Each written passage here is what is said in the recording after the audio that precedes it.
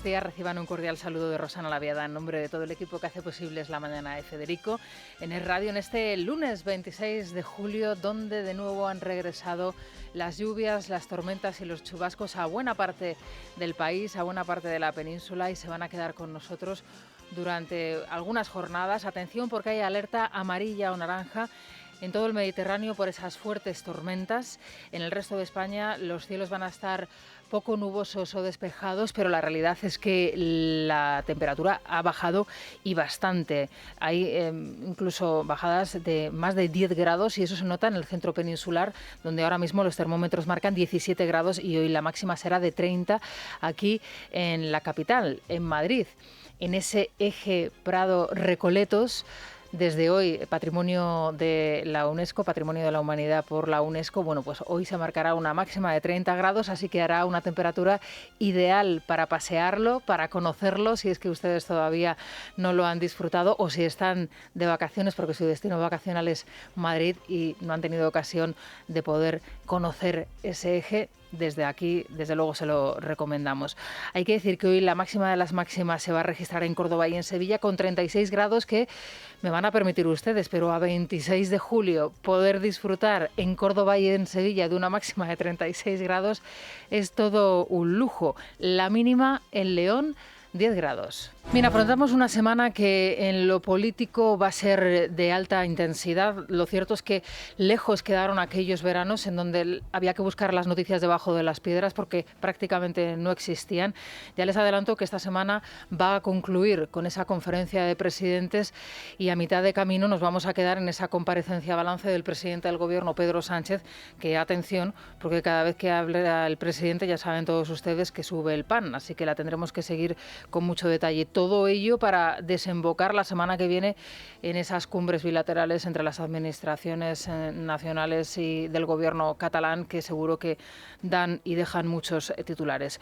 De momento, sepan que hoy se reúne a primera hora de la mañana el Comité de Acción Política de Vox y lo hace para anunciar o para valorar las acciones, si es que se toman, después de esa declaración de persona non grata el pasado viernes en la Asamblea de Ceuta por parte de diferentes formaciones, entre ellas el Partido Popular con su abstención, de Santiago Abascal como persona non grata en esa Asamblea ceutí. Bueno, veremos a ver qué acciones toma el partido Vox, pero no se descartan novedades y novedades importantes. Cuando decimos novedades importantes nos referimos, como no podía ser de otro modo, a una ruptura definitiva con la formación de Pablo Casado, con la formación del Partido Popular, que gracias a los votos del partido de Abascal, hay que recordarlo, puede gobernar en algunas comunidades autónomas y en algunos ayuntamientos de España.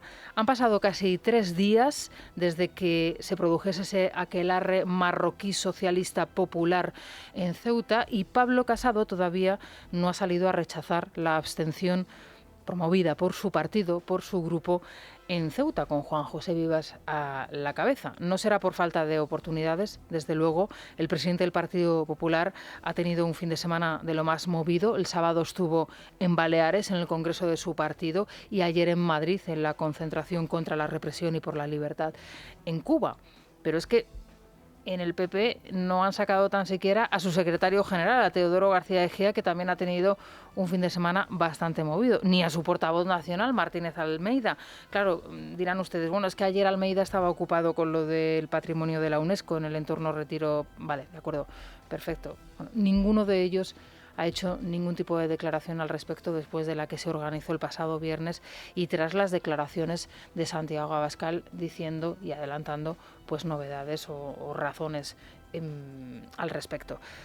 No sé a quién se le ocurrió, desde luego, la idea de mandar a Andrea Levy, la delegada de Cultura de Madrid, a corregir lo acaecido el viernes, porque desde luego al que se le ocurriese es para darle un premio.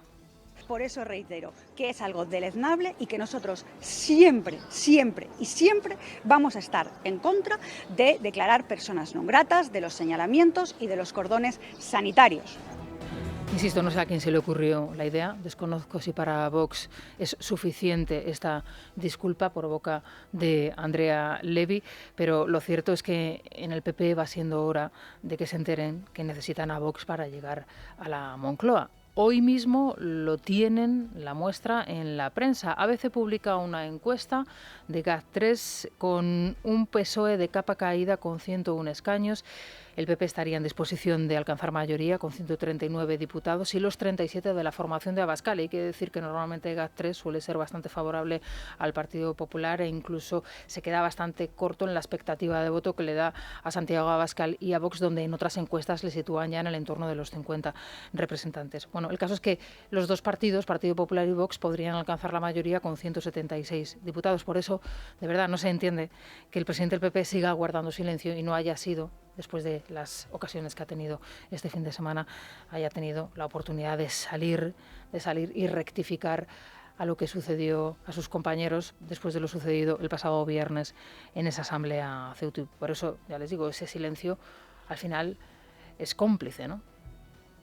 Solo le pido al gobierno español que en el momento más difícil de Cuba no nos abandonen.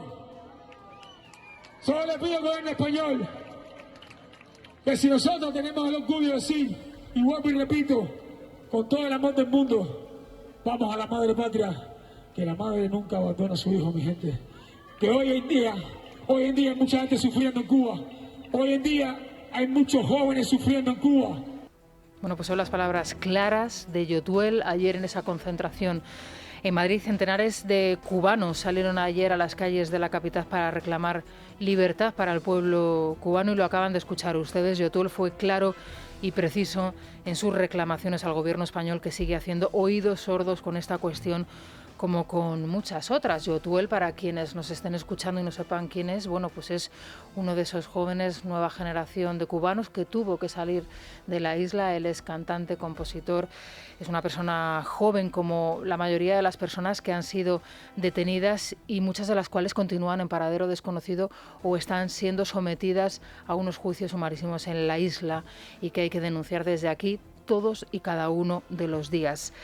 Indultos, ley de memoria democrática, ley del solo sí es sí, ley CELA, Plus Ultra, la nefasta gestión del COVID, reforma laboral, el silencio en torno a las dictaduras de Venezuela y de Cuba.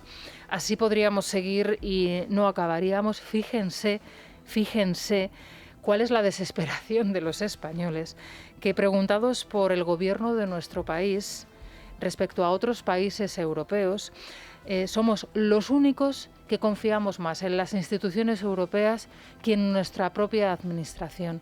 Es decir, la desesperación de los españoles es tal que nos fiamos más de Europa que de nuestros propios gobernantes después de la gestión nefasta que ha hecho Europa con la compra de vacunas. Recordarán todos ustedes, después de demostrar su inutilidad a la hora de comprar las vacunas con esos contratos totalmente absurdos y locos que llegó a firmar Bruselas en la compra, recordarán, de AstraZeneca y luego el consiguiente engaño del laboratorio, ¿no? que primó en este caso el contrato que tenía con Inglaterra a la hora de abastecer que con el resto de Europa, porque el contrato de la Unión Europea así se lo permitía, por otra cuestión. Así que ese es el resultado de la encuesta que publica el diario El Mundo, de otro dato que publica el diario El Mundo. España es el país, los españoles somos los únicos ciudadanos que como prioridad, como principal preocupación, establecemos la recuperación económica ante otras prioridades que establecen otros ciudadanos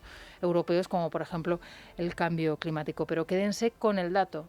Tras la nefasta gestión que ha hecho la Unión Europea en la compra de vacunas, los españoles aún así seguimos prefiriendo o tenemos más confianza en los gobernantes europeos que en nuestros propios gobernantes, que en Pedro Sánchez y en su equipo de gobierno. Fíjense cómo estamos. En fin, con esta información vamos a empezar el repaso por otras noticias que nos deja la jornada. Lo hacemos con Rubén Fernández y con Daniel Muñoz a las 7 y 9 minutos, las 6 y 9 minutos en las Islas Canarias. Muy buenos días. ¿Qué tal? Buenos días. Pedro Sánchez es el líder europeo peor valorado, cosechando una nota de 4,26. según el informe Euroscopia, una alianza entre países para elaborar estudios de opinión, los españoles prefieren que sea Bruselas y no Moncloa quien tutele tanto la política económica como la sanitaria. Así, según el sondeo, el 53% cree que España habría recibido menos vacunas si la compra no se hubiese centralizado. Supone una diferencia de más de 20 puntos con la media. Además, apenas el 64% de los encuestados conoce a Pedro Sánchez frente al 89% de Merkel o el 87% de Macron. Bueno, pues este es el dato, quédense ustedes con él, aparte de ese suspenso de Pedro Sánchez. Bueno, ¿y esto qué significa? Pues que lógicamente no cuela. El presidente se podrá ir a hacer giras fuera de España, ha estado en Estados Unidos, próximamente, por cierto, lo vamos a ver en África, y atención a esta gira africana que va a hacer con su esposa, porque habrá que seguir de cerca, pero en nuestro país no cuela el presidente ni cuela su nuevo gobierno. Bueno, ¿qué pasa con Plus Ultra? Porque hoy tenemos datos en la prensa, en el diario El Mundo, importantes de cómo se gestó ese rescate. Bueno, ¿cómo se gestó? No, ¿cómo se impuso ese rescate? El ministro de Presidencia, Félix Bolaños, se reúne hoy con Ana de la Cueva, nueva presidenta de Patrimonio Nacional, a pesar de estar imputada por su participación en el rescate de la aerolínea chavista. Esta semana la compañía debe justificar ante la justicia el segundo pago pendiente de 34 millones de euros. Desvela hoy El Mundo que el gobierno aprobó el rescate antes de leer los informes preceptivos. Esta información contrasta con las explicaciones del Ejecutivo. Escuchamos a Sánchez y a Casado. Bueno, pues no tenemos nada que decir. Desde luego, lo que sí que le puedo garantizar es el que hemos cumplido con la legalidad, el que somos escrupulosos con el uso de los recursos públicos que son de todos los españoles y absoluta transparencia por parte del Gobierno de España. ¿Por qué no le reciben? ¿No tendrá que ver que en un momento en el que Estados Unidos lleva 5 años imponiendo sanciones a Venezuela e intentando que llegue la democracia a ese régimen también dictatorial de Chávez y Maduro, llegue Pedro Sánchez y le regale 53 millones de euros a una aerolínea y deje aterrizar en España a la vicepresidenta perseguida por crímenes contra la humanidad por toda la Unión Europea?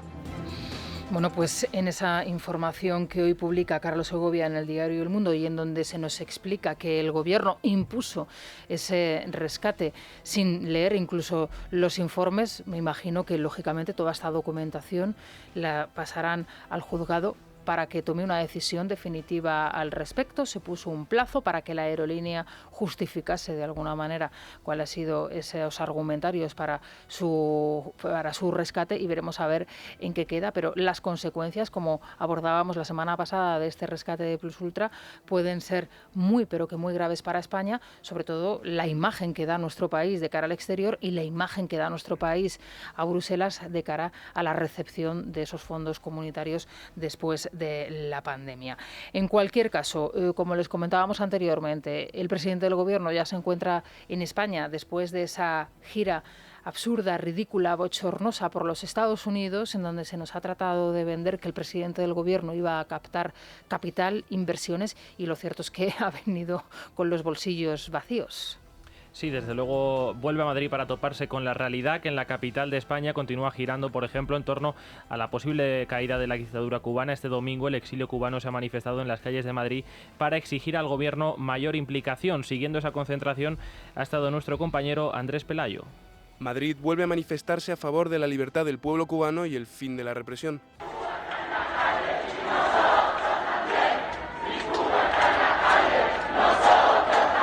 La convocatoria Marcha por Cuba comenzaba su recorrido en Cibeles hasta llegar a la Plaza de Callao. Concentrados ya en Gran Vía, la música se ha unido a las protestas de los asistentes.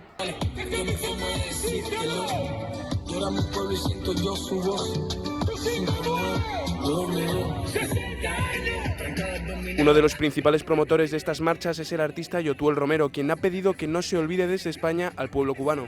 Solo le pido al gobierno español que en el momento más difícil de Cuba no nos abandonen. Solo le pido al gobierno español que si nosotros tenemos el orgullo de decir, y vuelvo y repito, con todo el amor del mundo, vamos a la madre patria, que la madre nunca abandona a su hijo, mi gente. Que hoy en día hay mucha gente sufriendo en Cuba. Hoy en día hay muchos jóvenes sufriendo en Cuba. A las manifestaciones también han acudido diferentes representantes de los partidos de la derecha española, quienes han sostenido la importancia de no dejar de lado a Cuba. En Europa también se han celebrado concentraciones en favor de la democracia cubana, como la sucedida en Berlín en la tarde del domingo. El presidente del Partido Popular viaja hoy a Colombia para reunirse mañana con su presidente Iván Duque y participar en un foro organizado por Concordia y Libertad en Bogotá sobre el auge de los populismos. Este domingo acompañaba a la oposición cubana a las calles junto a representantes de Ciudadanos y Vox. Escuchamos a su líder en Madrid, Rocío Monasterio. Tenemos derecho a vivir en paz, tenemos derecho a que todos los países y todos los gobiernos digan que Cuba es una dictadura y luchen porque recuperemos la libertad. Bueno, en esa concentración también se encontraba el líder opositor venezolano Leopoldo López, que estuvo la semana pasada aquí compartiendo espacio con todos ustedes, con todos nosotros, y esta semana, si todo marcha como está previsto, pues también nos visitará Yotuel para contarnos cómo está la situación en Cuba. Por cierto, ayer estremecedor el testimonio de la corresponsal del diario El Mundo, del diario ABC, perdón.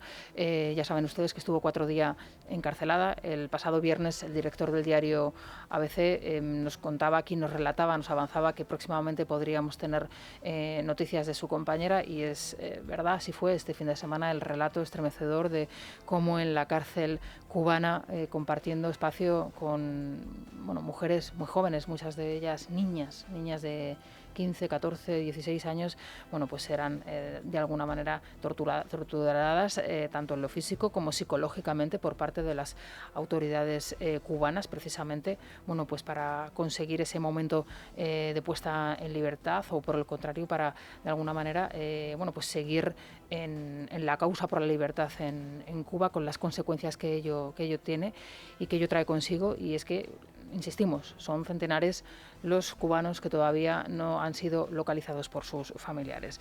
En fin, por último, vamos a estar pendientes de que Sanidad hoy actualice esos datos del fin de semana.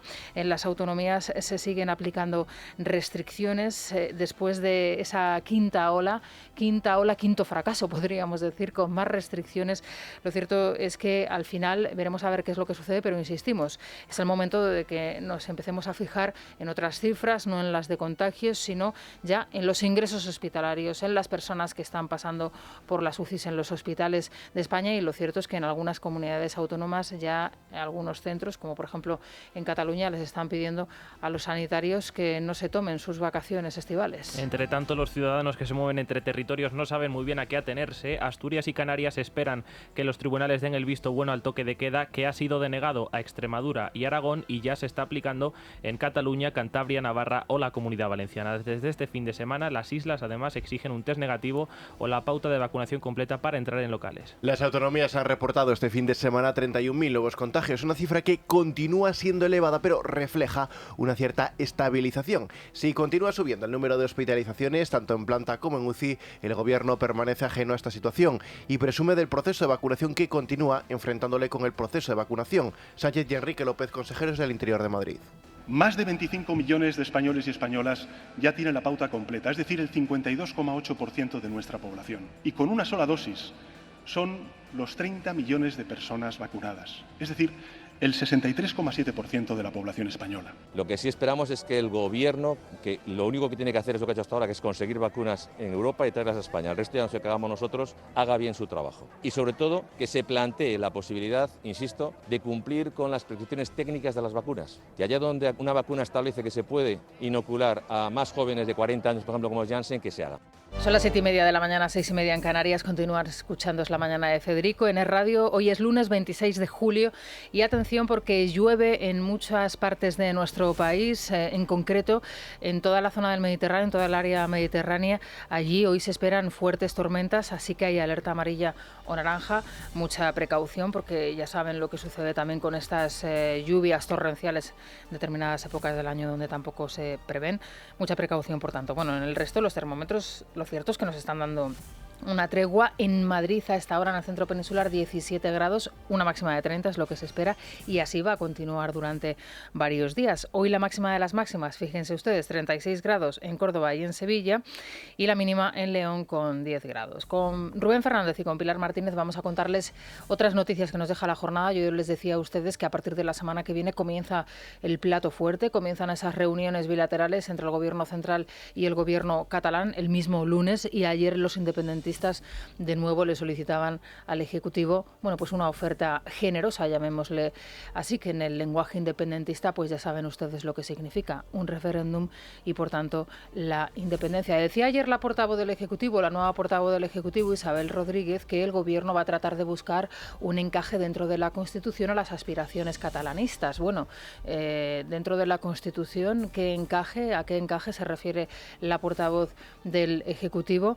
En fin, a partir de la semana que viene, como les digo, habrá novedades en este sentido, tendremos el plato fuerte y la actualidad no cesa porque hay más cuestiones. Rubén Fernández, buenos días. Buenos días. Oriol Junqueras reta a Pedro Sánchez a ofrecer una propuesta generosa a una semana de la reunión entre los separatistas y el Gobierno en la cumbre bilateral del 2 de agosto. Los independentistas insisten en la convocatoria de un referéndum. La Generalidad también exigirá nuevos traspasos como el salvamento marítimo, las becas universitarias o el más controvertido, la transferencia en la formación sanitaria, el llamado MIR. Esto mientras Ciudadanos ha denunciado ante la Fiscalía el decreto del Instituto Catalán de Crédito para avalar las fianzas a los separatistas condenados por el Tribunal de Cuentas. Escuchamos a Junqueras y al diputado naranja Nacho Martín Blanco. Algún día decidiesen hacer alguna propuesta, esta propuesta fuese generosa, y también añadía que me parece evidente que la más generosa de las propuestas es poner el futuro de la sociedad en manos de sus ciudadanos y por lo tanto la más generosa de las propuestas es la nuestra, que incluye un referéndum de autodeterminación. Ciudadanos denunció ante la Fiscalía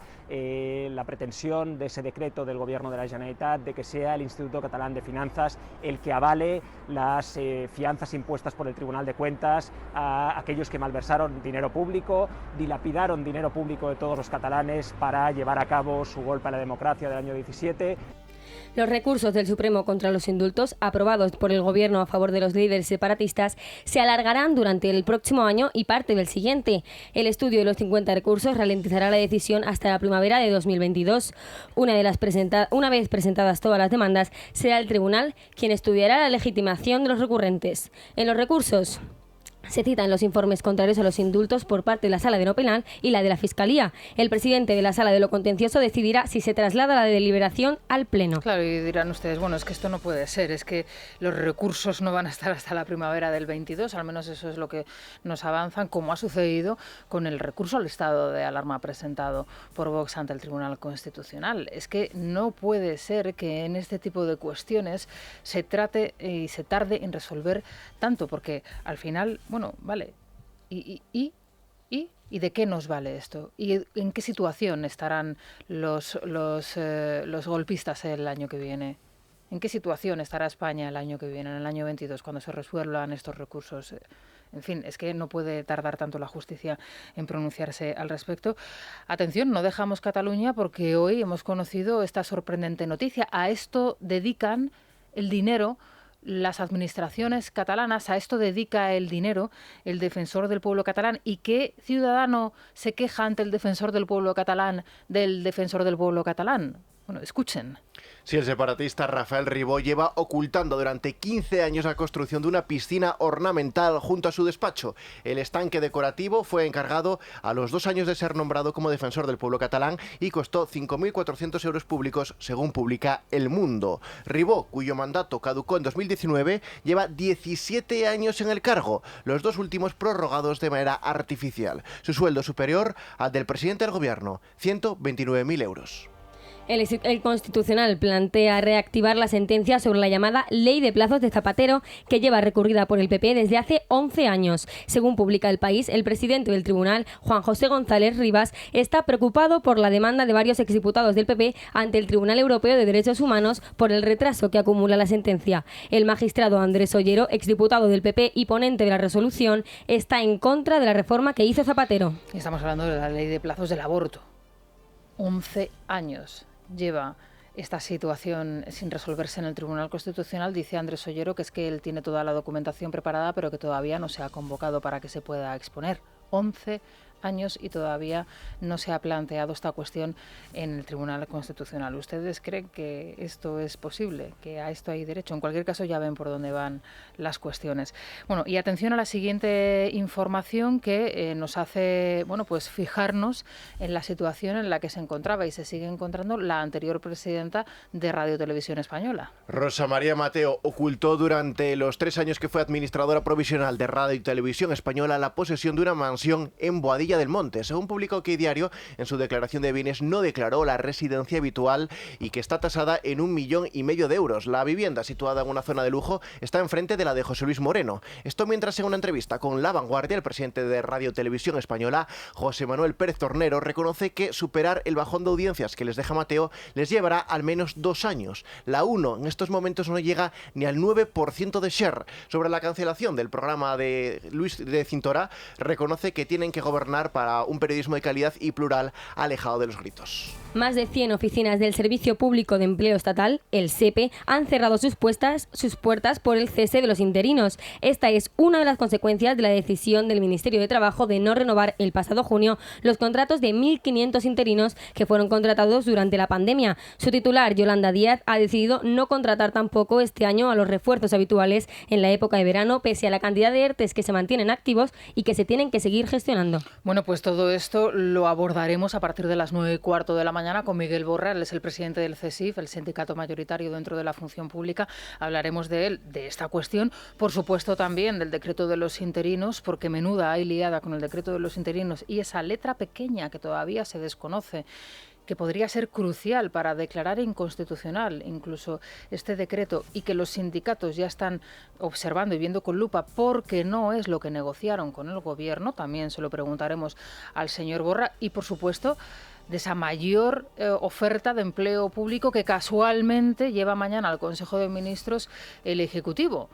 Bueno, pues con él hablaremos de todas estas cuestiones a partir de las 9:15 y veremos a ver si nos puede aclarar, arrojar luz sobre varios aspectos sobre los que tenemos bastantes dudas, por cierto. Son las 7:38 minutos, 6:38.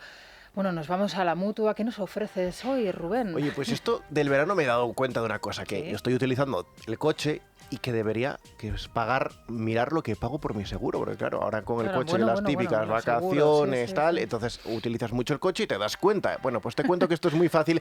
Cámbiate a la Mutua, además de darte facilidades de pago, menos de 6 minutos te bajan el precio de cualquiera de tus seguros, no solo el del coche. Fácil, ¿verdad? Demasiado fácil y bonito. Pues todo esto es muy sencillo. Llama al 900-555-555, 900-555-555. Esto es muy fácil. Esto es la Mutua. Consulta condiciones de la promoción en mutua.es. Pues ahora mismo que las vamos a consultar, claro que sí. Son las 7:39, 6:39 en Canarias.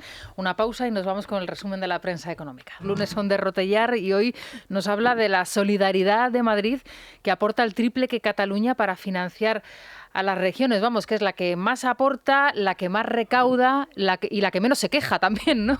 Sí, la que más ataques recibe José María Rotellar. Bueno, pues en su informe tradicional pone encima de la mesa la verdadera realidad de las aportaciones que hace Madrid al resto de regiones. Pese a la demagogia del gobierno y de la izquierda, los datos muestran cómo Madrid es la región más próspera y la que más está contribuyendo al sistema de financiación autonómica, que es el que hace posible que las regiones menos ricas de España puedan tener una sanidad, una educación y servicios sociales dignos. La verdad que, bueno, pues pese a tener un peso económico similar, la región de Ayuso aporta el triple que Cataluña. Por ejemplo, en los últimos datos, Madrid aportó 4.000 millones de euros frente a los 1.500 de Cataluña. Y para que lo sepas, Ximo Puig y toda la izquierda madrileñofóbica que está aflorando ahora, que le vaya mal a Madrid supone que le vaya mal a toda España, porque cuanto más crece Madrid, más paga al resto de regiones, y eso les beneficia a todos, a los valencianos, por ejemplo, los primeros, pero bueno, a todos. Bueno, esa reforma también está todavía pendiente, ¿no? Y es uno de los motivos de fricción, ¿no?, que hay ahora mismo entre las diferentes autonomías, como tú muy bien las has llamado, ¿no?, que son que practican la madrileñofobia efectiva, ¿no? Fíjate. Bueno, pues le recomendamos a todos los oyentes precisamente ese artículo de Rotellar, donde nos va a dar esos datos, y fíjense siempre en los esquemas, en los cuadros que aporta, porque son muy, pero que muy interesantes. Más titulares que nos deja el día, Beatriz. Pues tenemos en 5 días que el Gobierno ultima un techo de gasto récord pese al menor coste por el coronavirus. Que lo llevan mañana, ¿no? Mañana al Consejo de Ministros. Al Consejo de Ministros, efectivamente. Pues el Gobierno quiere unos presupuestos todavía más expansivos que los de este año, que han sido los más cuantiosos de la historia. El Ejecutivo va a seguir gastando el dinero público indiscriminadamente a expuertas. Ya no le podrá echar la culpa al coronavirus porque va a superar los 196.000 millones de euros de gasto récord que hemos tenido este año. ¿Y que hay que pagar? Pues la subida del sueldo de los funcionarios, la de las pensiones y todo tipo de partidas electoralistas donde Sánchez va a gastar pues el dinero de los contribuyentes donde considere. Bueno, luego a partir de las 9:15 vamos a hablar con Miguel Borra, que es el presidente del CESIF, de ese decreto de los interinos, pero es que, atención Beatriz, es que el Gobierno va a lanzar la mayor oferta de empleo público de toda la historia de nuestro país. Y mañana también se prevé aprobar en ese Consejo de Ministros nada más y nada menos que 30.445 plazas.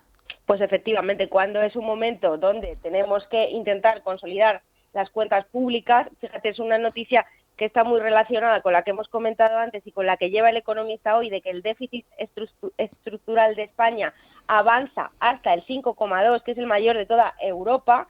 El Gobierno ni quiere cuadrar las cuentas, utiliza este tipo de propuestas como ahora una oferta de empleo público para llevarse todos los titulares, cuando de verdad habría que contener el gasto, porque España es el país de Europa con el mayor agujero, y eso se nota en el déficit estructural y también en el déficit público. Entonces, pues no es el momento, Rosana, de hacer este tipo de medidas. Pues luego, a partir de las 9:15, hablaremos con el señor Borra de estas y de otras cuestiones, y por supuesto se lo preguntaremos si considera él que es el momento de abordar esta oferta de empleo público. Un último titular, Beatriz, rápidamente.